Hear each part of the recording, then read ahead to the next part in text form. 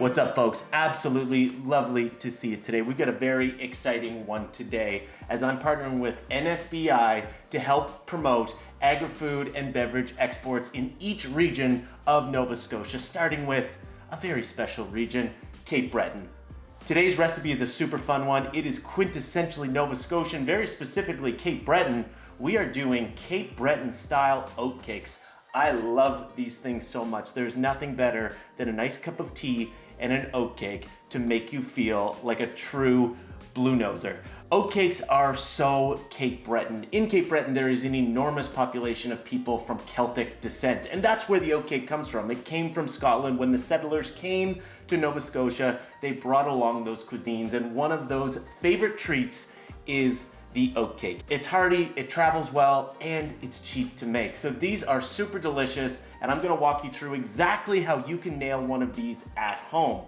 The oatcake itself is very basic, but what you put on your oatcake, in your oatcake, is up to you. Today, I've got a couple things that I'm super excited to put on my oatcake. I've got a couple of Cape Breton export products that I personally love. The Galloping Cows preserves. I've got Gravestine apple butter. I've got a little bit of wild blueberry and rhubarb spread, which is gonna be super delicious on the oatcake. A cup of tea, I can taste it already.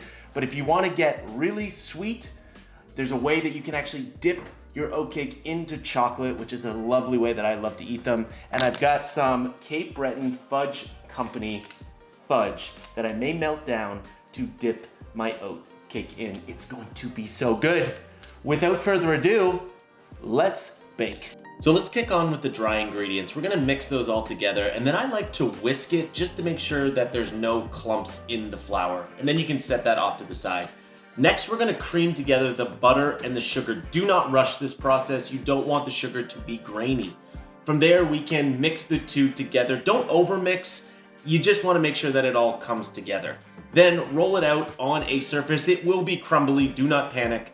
Cut the oatcakes out in any shape you like and chuck it in the oven for about 13 minutes at 350. And look at those golden bad boys. These are super good. All right, pulled the oatcakes from the oven. They look great. Look at these cute little crispy things. They are awesome. They'll stay perfect for a couple days. How you eat them is controversial. People have different ways that they want to eat them. I like this with butter sometimes. I had this amazing fudge from the Cape Breton Fudge Factory that I melted down that I'm gonna pour over one of them. I've got these amazing jams, Gravestine apple butter, and then I've got another one, wild blueberry and rhubarb, both from Galloping Cows up in Cape Breton.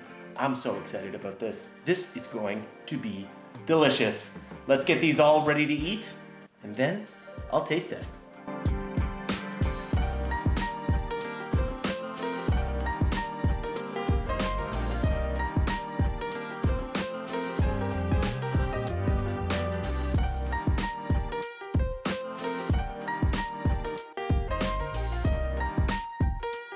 All right, I'm feeling good. I've got my tea, I've got my oatcakes. At this moment, life is pretty darn good. I'm excited to give these a try.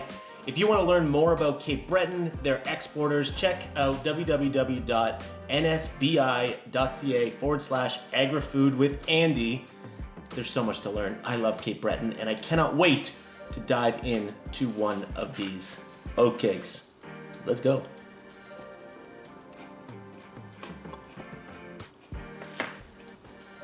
I like those a lot. They're chewy, they're not too crumbly. Delicious. That chocolate on top, that melted fudge. Love it. These are really good. Give them a try. I appreciate you swinging by.